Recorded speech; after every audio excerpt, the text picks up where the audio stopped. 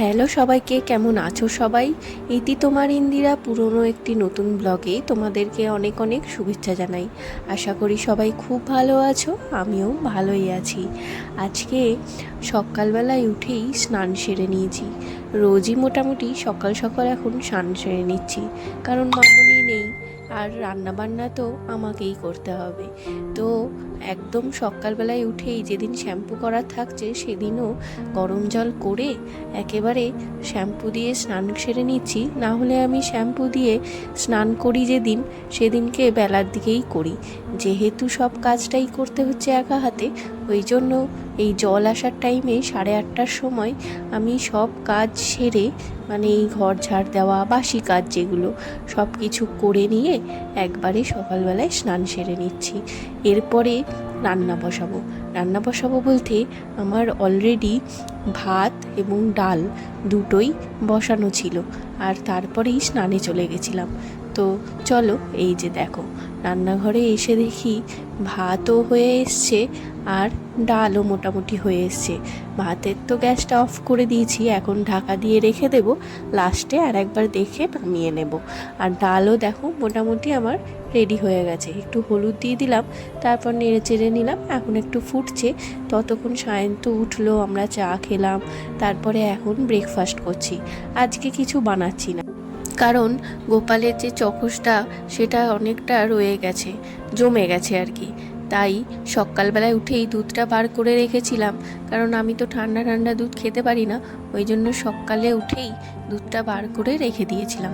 এখন দুজন মিলে চকস দিয়ে দুধ খেয়ে নিলাম। আর এই যে দেখো, আমি উচ্ছে আর কুমড়ো ভাজা করছি আজকে, আর এখানে চিকেনটা বসিয়েছি। চিকেনটা একবারে রেডি করে সব কিছু বসিয়ে দিয়েছি। খুব ভালো হয় এতে খেতে। যেদিন মামুনিরা ট্রেনে চাপে সেদিনও মামুনিদের জন্য এইভাবে চিকেন বানিয়ে নিয়ে গেছিলো। তো সায়ন্ত বলল ওইভাবে একবার বানাও দেখি। তো বানালাম, আর ওটা বসিয়ে দিয়ে না আমি বেলার দিকে আরেকবার ঝাড় দিয়ে নিয়েছি, কারণ সকালবেলায় তো শুধু মুছে পুজো করেছি, মানে চান করে পুজো করেছি, ঝাড় তো দেওয়া হয়নি। ওই জন্য একবার ঝাড় দিয়ে দিলাম। আর চিকেনটা বসানো ছিল ততক্ষণ, পেঁয়াজ দিয়ে টমেটো দিয়ে সব দিয়ে একবারে ভাজা বসিয়ে দিয়েছিলাম। চিকেনটা ভাজাও হয়েছিল খুব সুন্দর। তারপরে এখন আলুটাকেও সেদ্ধ করে ভেজে রেখেছিলাম। এখন পুরো দই দিলাম, দই দিয়ে আরও সব মশলাপাতি সব দিয়ে এখন ভালো করে কষাবো। আর একটা বিপদ ঘটে গেছিলো মাঝখানে, জানো তো, হঠাৎ করে না গ্যাস চলে গেছে। তখন বাজে প্রায় ওই 12:30। তো হট করেই গ্যাসটা যে দেখলাম চলে গেছিলো। তো সায়ন্তকে বলা মাত্রই সায়ন্ত বলে দিল।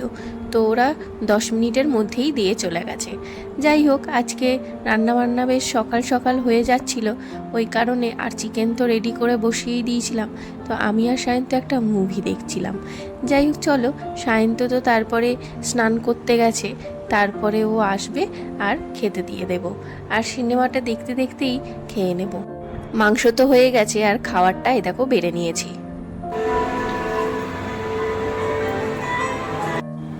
আগের দিন ডিমার্ট থেকে দুটো রাবড়ি এনেছিলাম, তো ওই দুটো স্নান করে উঠে সায়ন্ত গোপালকে দিয়েছিল, দুজনকে দুটো। আর এখন সেটা আমরা খাওয়ার শেষে এখন বসে বসে সিনেমা দেখতে দেখতে খাবো। খুব ভালো লাগে রাবড়িটা খেতে। যাই হোক চলো, আজকের ব্লগটা এখানেই শেষ করছি। তোমাদের কেমন লাগলো জানিও। সবাই ভালো থেকো, দেখা হবে পরের ব্লগে।